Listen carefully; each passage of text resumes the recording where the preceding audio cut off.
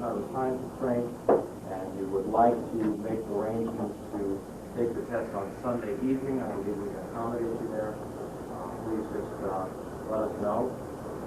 You'll be working with one of our favorite people here at American Flyers, Mr. Rahman, and he's very, very good at introducing this material and presenting it to you and explaining it to you. Don't let his youthful appearance belie his experience. He's been doing this for some time now with American Flyers. 2 weeks now, right?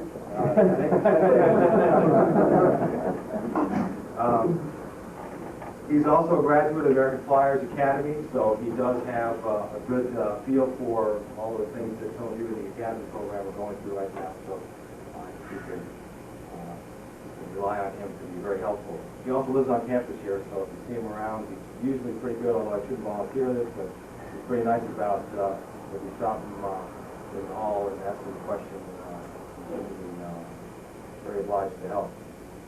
We'll be together here for 3 days. Basically, the setup is start probably at 8 o'clock, finish for a break at lunchtime around noon, kick it off again at 1 o'clock or so. So we will have an hour for lunch if you want to get away together. And some of you now might know some of the local places to go and get a bite to eat. And finish at 5 o'clock for the next 3 days, Friday, Saturday, and Sunday. There are 2 written exams to undertake, but Ronald can explain some of the technical things that you have available. Some of you, we ask that you don't use your cellular phone in here if you bring in a cellular phone. Obviously, there's no smoking in the classroom or in the building. We request the smoking. So outside the front door, back doors, smoke. We do have a vending area up in the room up at the end of the hall here. There is a public phone in there as well, and the rest of the facilities are down the hall. Please, if there's anything that you need during the weekend, we want you to be very comfortable. That's why we give you some nice, comfortable seats to sit in for this course. If there's anything else that you need, or any way that we can make this course more enjoyable for you or more beneficial, please let us know. You've all met Paul Herrick, who's the training director here. We can also assist you, for those of you who are new to American Flyers, if you'd like to have a little tour or see the simulators, we're happy to oblige there. Thank you for the facilities. Mike? Who else are going to be taking the exam test as well? When will you be taking it? That's going to have to be at your, actually we can make the test available for you. Why don't we get together and decide who's going to take it and when? Because that has to be done electronically. It's got to be done on the computer, whereas you can do a test, you just do it by hand. So to make it, work better, why don't those of you in the academy that take those tests, the teachers can't get you together in groups of 3 or so and set up the test for you. And how many of you are thinking about doing that? All right, I'm sure, to be honest with you, they can be done any time, okay? But it might be easier to just get them all scheduled at one time and knock it out. Okay, well, let me introduce you and hand you off to Rano, and enjoy your weekend. Please let me know if there's anything you can do I can do for you.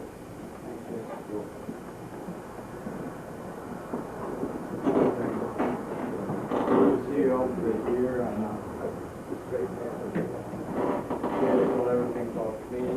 Ronald. Call me Ronald. And that's the best way to try to communicate with someone. Next 3 days I will be here and the Academy students will be with me and Mike for the CFI and the double I rating. Before we start, really, it's a request. It's going to pay you later on that this 3 days is going to help you get a good score in your written exam before the CFI and the MFI. We're supposed to go.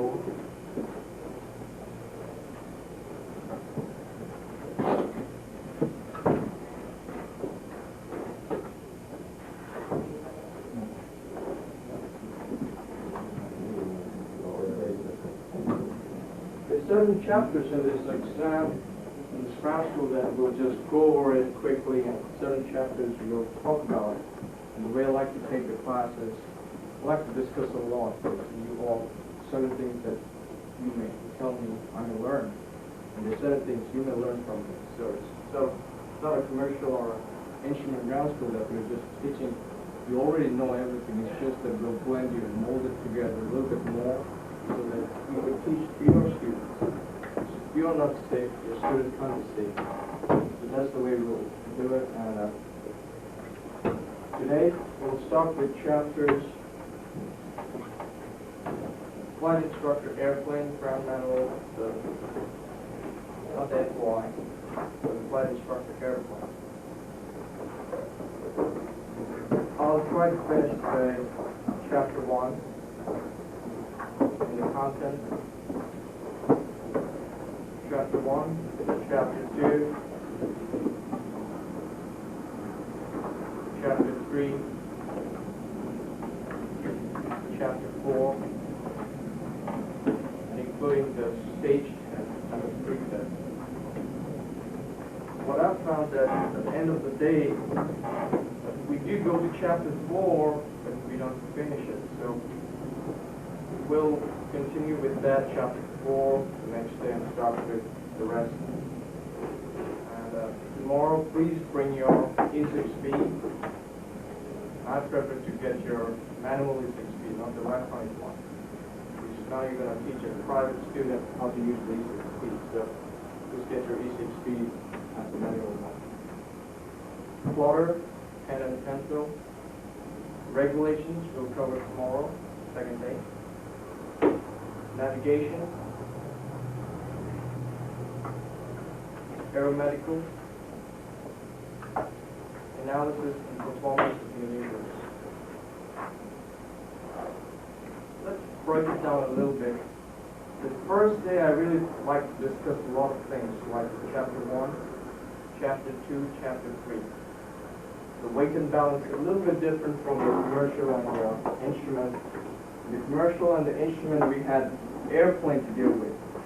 That you have certain amount of weight, certain amount of moments you found out, find the CG. Sometimes a little bit of CG, location shifting. But here we'll be using flight problems. And those of you who take your CFIA from American Flyers, in your CFIA exam, you'll have to teach weight and balance, not the plane using the example, but as using your plane as your airplane example. So please we'll go over the plane problems in depth and all the weight and balance questions. In chapter 1, 2, and 3, and 4, we don't have all the questions covered here as you would expect to see it in your exam. So if you know the theory, you could correlate what you know to the questions that we didn't cover.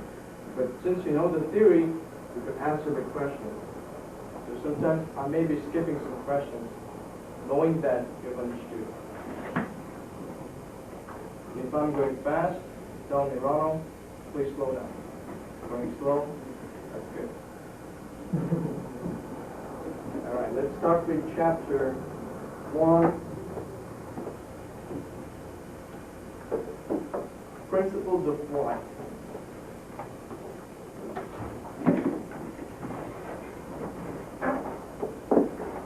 We'll start with page 9.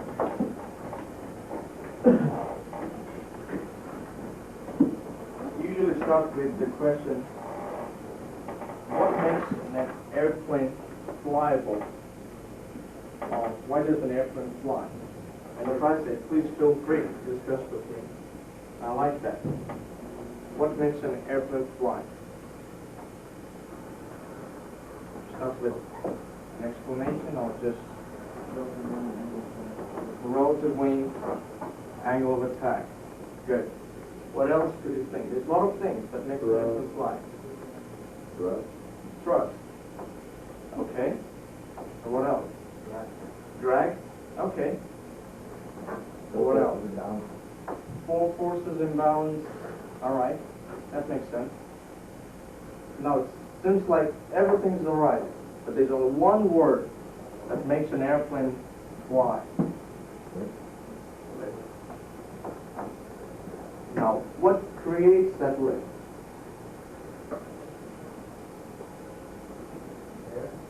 Air. Okay.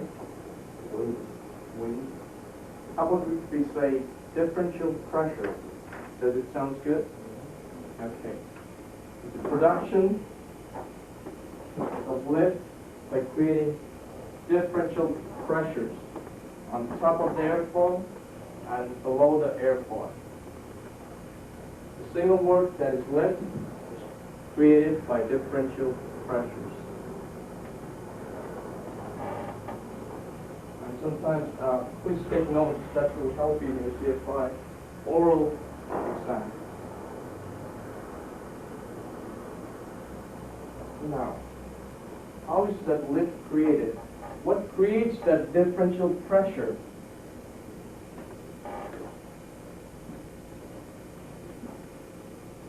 High pressure at the top of the wing and low pressure below. Okay, if that is so, high pressure on top of the airfoil and low pressure below the airfoil, then that would be an inverted flight. The other way around. The other way around. It's the low pressure on top of the airfoil and high pressure. It's okay. That's correct. Inverted flight, that's an attitude, right? Let's just create it that way, on an inverted flight. So differential pressure is created by negative pressure on top of the airfoil and positive pressures below the airfoil. The way it's created is related to Sir Bernoulli's principle, which says that the total energy in any system remains constant. The way he proved it that if you take a Venturi tube and you pass water through the Venturi tube, and you'll see that as it passes through the constricted area, the speed increases. Now, as I said, actually, Sir Bernoulli said the total energy in any system remains constant. Now, as its speed increases through this constricted area, your pressure has to be decreased to remain the same energy when it comes out through the Venturi on the expanded side. From there, you say that when a fluid passes over the constricted area and speeds up, it will create low pressure. The way he proved it was, and aerodynamics, it's a big formula, but for general aviation, the scientist has brought this thing into a smaller equation, which is S2 is equal to S1 times A1 divided by A2. Let's plug in the numbers in the formula. This is the constricted area, which is 5 square meters, and we'll have to find the speed. We don't know the speed, but we do know the area of the constricted area. Here we know the area of the mouth and the velocity of the fluid, which could be water, which could be air. Air is a fluid. Area 1 is 10 square meter and speed 5 meters per second. Area 2 we know is 5 square meter, but we don't know the speed. Plug in the formula, the numbers in the formula. S2, we have to find out. S1, 5 meters per second, times area 1, which is 10 square meter, divided by 5 square meter, which is area 2. If you get the equation and solve it, you'll see that it comes to 25 meters per second. Let's plug in the numbers. S2 we have to find out. S1 is 5 times area 1, 10, divided by area 2, which is 5. Comes to 10 meters per second. So from this equation, it says that when the fluid speeds up, the pressure decreases, and as a result, And I think that must have been very difficult. that its sustains will remain the same. Now,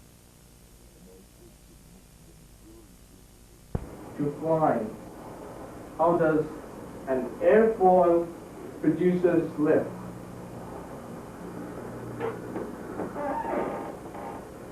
As I say, air is nothing but a fluid. Could we not say that it has the viscosity of the fluid? Does it make sense? Let's correlate that here. May I rub this off, please?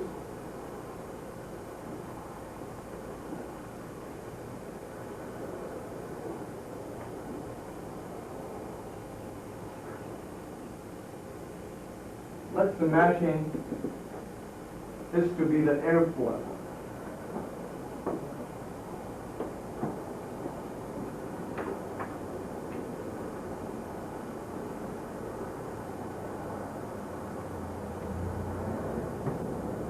Okay? So when your airplane is flying, the same thing is happening. Differential pressure. Now, you've got the airstream flying over the airfoil, which has got viscosity. So some of this air sticks with your airfoil, creating that low pressure. How? Relate that again to Bernoulli's principle. The surface area on the bottom of the airfoil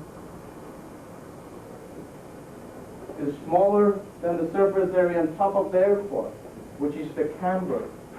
Now, when this molecules of air is passing over this airfoil, the molecules that are going on the bottom of the airfoil goes faster than the molecules of air passing on top of the airfoil. Now, the molecules sense that it's, this thing is going faster, its bodies are going faster. It speeds up. That's a story I'm making. But that's actually what's happening. It speeds up. As it speeds up, creates that low pressure, which results in the production of lift with a negative pressure on top of the airfoil and a positive pressure below the airfoil. That's how the real lift is produced, and that's the conception of the lift created. Okay? Now, what are the factors that affects lift? Always remember there are two factors or two magnitudes that is responsible for the production of lift: angle of attack and airspeed. If you really, if you really think about it, it's the angle of attack and airspeed that are responsible for the production of lift. Correlate that to a moving car, extend your hand. We all have done it. Your car is moving at 60 miles per hour. You extend your hand, set and your hand at an angle. Did you experience a lift created just because of that differential pressure? So we could say angle of attack and airspeed is responsible for the production of lift. If the airspeed is low, you have to increase the angle of attack. The angle of attack is low, speed up the airplane, MCA, your minimum controllable airspeed, which is relating to the angle of attack versus airspeed. Okay? Whenever you're producing lift, you also have to pay some price for the production of lift. That is, as he says, drag. Okay? So these are all related to the production of lift. Now, there are two types of drags. We have, could someone tell me? Okay. Right. parasite drag is again divided into three forms: deformed drag, skin friction drag, and profile drag. And there's only one type of induced drag that is responsible after you produce a lift.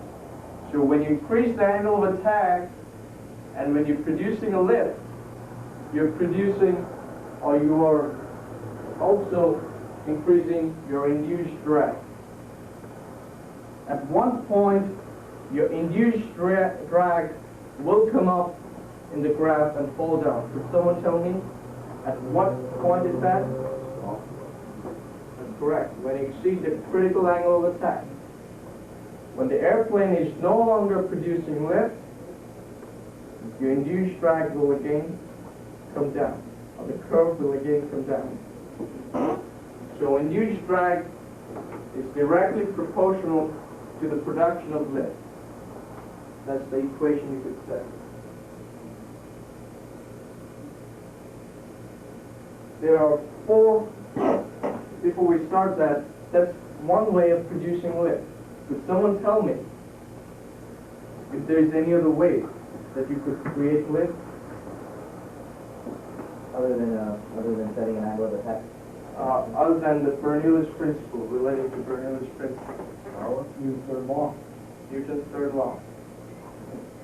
To every action, there is an equal and opposite reaction. Air is a fluid which has got mass, right? Air is a fluid. Every object has got mass, and you've got, all objects have got weight. Your mass remains the same. That is the composition of protons and neutrons and electrons, but your weight varies. That's correct? So that has got mass, the air. To every action there is an equal and opposite reaction. So when you're flying, the air on top of the airfoil, due to the camber of design of the airfoil, is deflected down at an angle. That's why I said those downwash. We call it downwash. Okay? Now it hits the undisturbed air, bounces back, hits the surface of the airfoil, creating the other form of lift. The downward deflection of the airstream also produces lift. There are four forces acting on an airplane. What are the four forces acting on an airplane?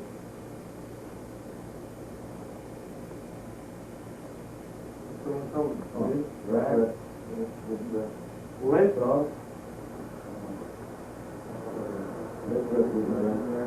lift, weight, thrust, and drag. Okay? Lift, weight, thrust, drag. We already know the forces of lift. We've got one which we call vertical component of lift. Another one is the horizontal component of lift. Weight acts vertically towards the center of the earth. Weight always acts vertically towards the center of the earth, expressed in mg. The mass of the airplane times acceleration due to gravity, 10 meters per second squared, towards the earth. Then we've got thrust, the force that makes the airplane to move forward, and drag is the force that prevents the airplane from moving forward. Now there are two things that you could control, or the way I say is there are two positive forces here that is controlled by the pilot, could be controlled. So in a sense, what could be? The pilot can change the angle of attacking. Lift and thrust. Perfect. So these are the two positive forces. That's the way we could explain it to our students. The drag, the byproduct, and the weight, Mother Nature. put it this way. Okay? Now, we know how thrust is created. We know about the lift. We know about the two types of drag. A little bit more in depth. We've got drags, induced drag, and parasitic drag. When you speed up an airplane, you're also creating some sort of drag, which we call a parasitic drag. Are you all feeling hot? I think so.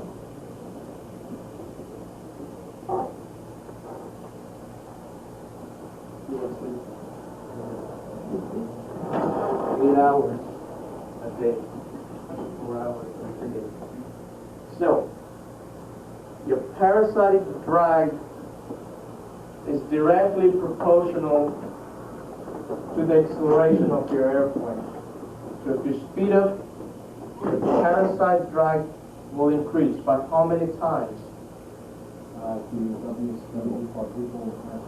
By 4 times. Now let's say if you're at 200 knots, your coefficient of drag was 0.30. Speed up to 400 knots. Now your parasitic drag will be 0.30 times 4, which is 1.2 coefficient of drag, which is like you're penetrating a solid medium. 1.2 coefficient of drag is something you can't even imagine. That's when you break the sound barrier. The big boom. So it's 4 times. We know about the induced drag, which is the byproduct of lift. Thrust, weight, lift, and drag. What makes an airplane fly? Straight and level flight. What makes an airplane fly? Excess thrust. You all agree with that? Please feel free to ask. You all agree? Your excess thrust makes your airplane fly. There's a lot of people, a lot of pilots, they have a misconception that it's the angle of attack that makes the airplane climb. It's wrong. That is momentarily your lift will increase when you apply back pressure by increasing the angle of attack. Then as you add power, your flight path is at an angle. Your relative wing is opposite and parallel to the flight path. So it is your excess thrust that makes your airplane climb. Same as the shuttle. The thrust makes an airplane climb. So let's say you have a constant power setting. Why does your airplane, when you pitch up, your airspeed decreases? Perfect. Perfect. What else? Without teaching us how to airspeed to inflate the thrust is fine. Okay, but we all know that Who's the ratio between the relative wind and moving gas? ratio between the relative wing Without changing the power setting, you're changing kinetic energy potential. kinetic energy. What is kinetic energy? You go to motion. So in your level flight, are you not in motion? So is there any potential energy? Yeah. Right, but it won't continue to, it'll climb to a certain point, but it won't continue to climb after that. I'm saying as you increase your altitude, you're increasing your potential energy. Right. So you're transferring kinetic energy into that. And like Right. Then, after that, what happens? well, then your speed will go down. What is the definition of kinetic energy? As a release of the airplane at your airspeed. As a result of movement. Moving energy. So you're moving all the time. So there's no potential energy. Let's talk about, the question was, why does your airplane, when it's climbing, the airspeed is decreasing with a constant power setting? Why does your airspeed decreases? Because of the amount of air. There's less air. We got one answer. Both of them are correct. The induced drag. Okay? There's one more vector that is responsible for the airplane to slow down. What could it be? It's a coupling. Well, now you can look at it as your vertical component of your weight acting right there. Right. That's correct. The weight of the airplane. In previous flights, you had four forces. One is vertical component of lift, the one is the weight, which acts vertically towards the center of the earth, horizontally straight, and here to the rearward. Now when you think about those four components, when you're increasing or when you're climbing, your weight is still acting vertically towards the center of the earth, and your induced drag is now close to the weight component. And that creates the coupling of forces that pulls the airplane down, hence reducing the airspeed. Make sense? I like to argue. Wrong or you're wrong. Do that. You'll learn. I'll learn. Does it make sense? So that's the component of these forces. The drag and your weight components now closer. They're no more at 90 degrees. They're less than 90 degrees that pulls the airplane down. That's why airspeed decreases.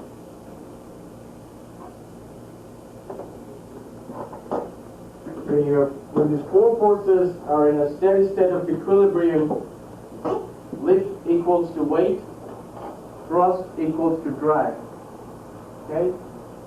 Any change in these four forces will make your airplane to be in an accelerated mode.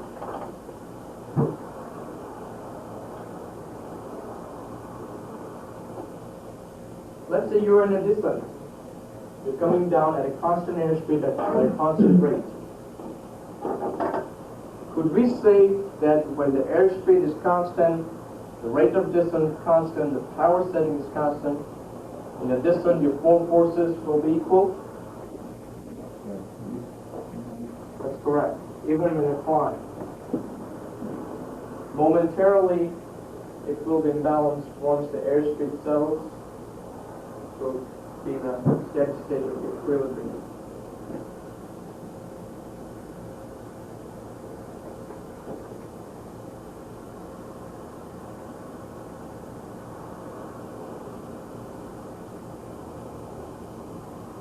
Okay, let's start with 6528. Question 6528.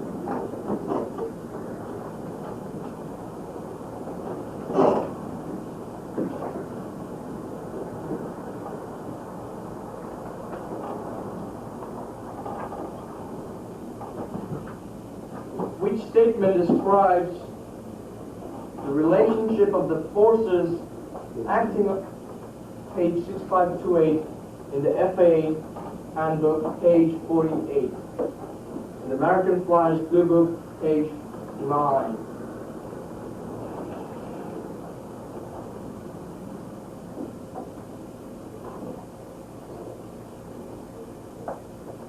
Which statement describes the relationship of the forces acting on an aircraft in a constant power and a constant airspeed descent?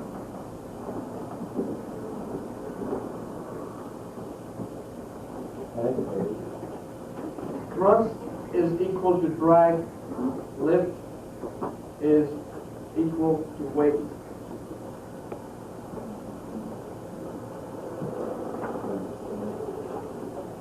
$65.18.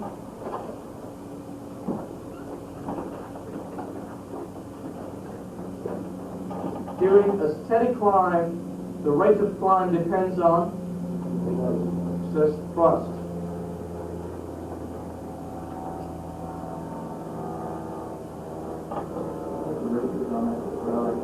The rate of climb of the ground surface with airflow patterns about the airplane in flight because of those downward. Yeah, it pushes back up, it's like taking two negatives from a magnet. That's partially true. The lab is also function. You're close to the ground, the wind support is